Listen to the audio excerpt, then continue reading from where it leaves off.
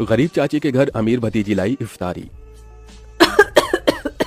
या अल्लाह, आज तो इस कमबख्त चूल्हे ने नाक में दम कर दिया है। ऐसा लग रहा है जैसे चूल्हा ना होकर धुएं की चिमनी हो। अपनी चाची को इस तरह से धुएं में परेशान देखकर जोया आकर कहती है, लाइए चाची माँ, आज हम आपको रोटियां बनाकर खिलाते हैं। अरे नहीं जोया, मैं बना लूंगी।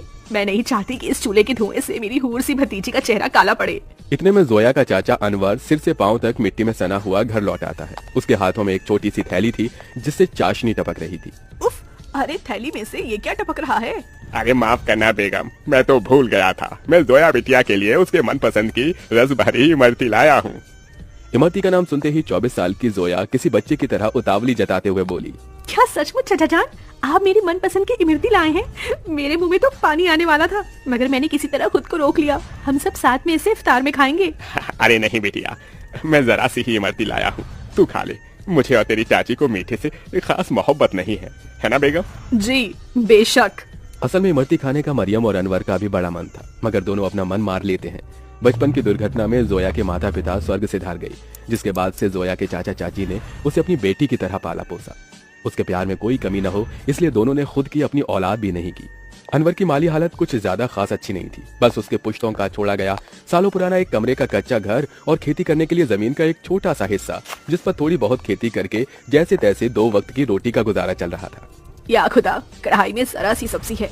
खैर, नमक प्याज रोटी से ही इफ्तार कर लेंगे। सब्जी सोया को दे देती हूँ। मरियम 3 थाली लगा ले आती है। अरे ये क्या, चाची माँ मेरी थाली में सब्जी, आप दोनों क्या खाएंगे? तभी अनवर अपने गमों को छुपाता हुआ झूठी मुस्कुराहट से बोला, अरे सब्जी की क्या जरूरत, आज तो मैं नून तिल से रोटी ही चटकारे लेकर खाऊंगा। ये कहते हुए गरीब अनवर नमक तेल लगी रोटी काट काट कर खाने लगता है। अपनी गरीब चाचा चाची का ऐसा दुख देखकर जोया का कलेजा कचोट पड़ता है। वो रो पड़ती है।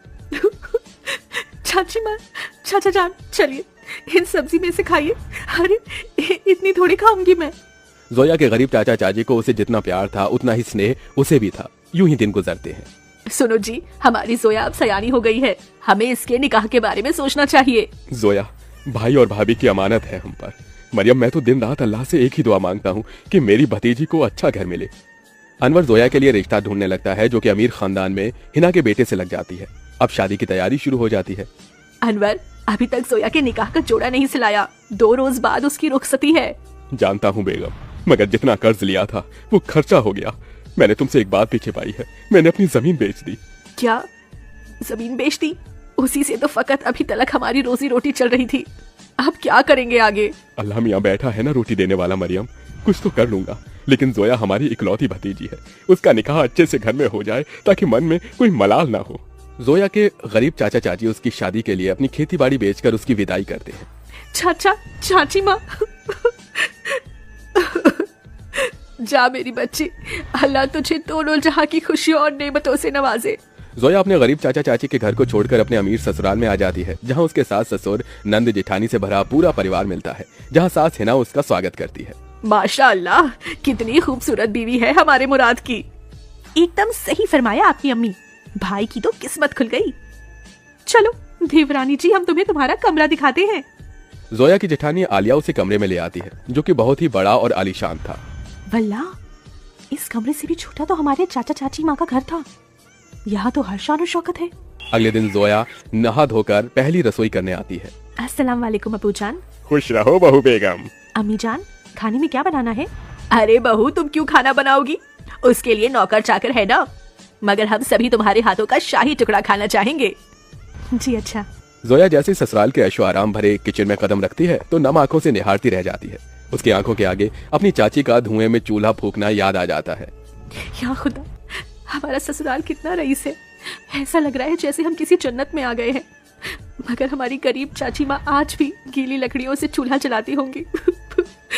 आंखों ही आंखों में जोया का उसके ससुराल में 1 साल गुजर जाता है और रमजान का महीना शुरू हो जाता है, जहां वो अपने अमीर ससुराल वालों के साथ दावतों भरी दस्तरखान पर बहुत कुछ खाती है, तो वहीं उसके गरीब चाचा चाची की हालत गरीब बदहाली में कट रहे थे।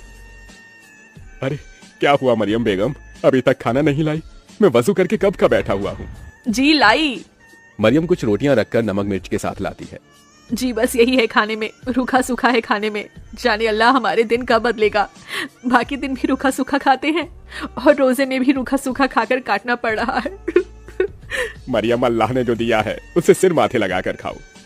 बेचारे गरीब शौहर बेगम एक दूसरे को निवाला खिलाकर गम बांटते हैं। कंगाली इतनी थी कि दोनों पानी से सहरी करके भूखे पेट कड़ी धूप में भट्टी पर काम करते हैं और यूं ही दिन गुजरते गए। बेगम, अल्लाह के करम से इतने पैसे जुड़ गए, कल जोया के ससुराल इफ्तार दे आते हैं। दोनों खुद पर दुख उठाकर जोया और उसके ससुराल वालों के लिए कपड़े, फल, मिठाई के साथ इफ्तार लेके जाते हैं। अरे समधी साईं, आप दोनों? वालेकुम अस्सलाम समधी जी, ये आप सबके लिए हमारी ओर से इफ्तार का छोटा सा नजराना। तभी महंगा सा जोड़ा पहने हुए जोया आकर अपने चाचा चाची के गले लग गई। उसकी आंखों से आंसू छलक पड़े। चाची माँ, चाचा जी, कैसे हैं आप? गरीबी और गमों भरे हालातों को छुपाते हुए दोनों झूठ बोलते हैं। हम अच्छे से हैं। अरे बच्ची, तू खुश तो है? जी चाचा, मैं बहुत खुश हूँ। यहाँ सभी हमारे साथ बहुत ही अच्छे से प्यार मोहब्बत से रहते हैं। अल्लाह का शुक्र है जो तुझे इतना मोहब्बत भरा ससुराल मिला है। अच्छा, अब इजाजत दीजिए।